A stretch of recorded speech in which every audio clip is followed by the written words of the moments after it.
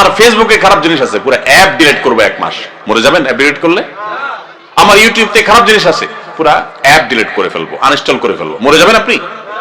আল্লাহর জন্য যদি এতটুকু ত্যাগ করতে পারেন, তাও তো বলতে পারবেন, ও আল্লাহ, তোমাকে খুশি করার জন্য, তোমার হারাম কাজ থেকে বাঁচার জন্য, রমজান মাস তাকওয়া চর্চা করার জন্য আমি এই অ্যাপটা ডিলিট করে দিছি, আমার অমুক খারাপ বন্ধু ছেড়ে দিছি, অমুক বদভ্যাস ছেড়ে দিছি, দোকানদারি করে 2 নম্বরই করা ছেড়ে দিছি, কাস্টমার হয়ে দোকানদারের সাথে 2 নম্বরই করা ছেড়ে দিছি, অফিসে চাকরি করি, ঘুষ দুর্নীতি করি নাই, সবকিছু ছেড়ে দিছি।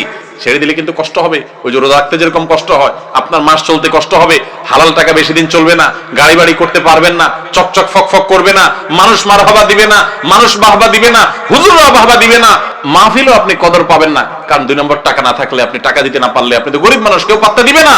কিন্তু আল্লাহর কসম, আপনার মালিক ভুল করবে না।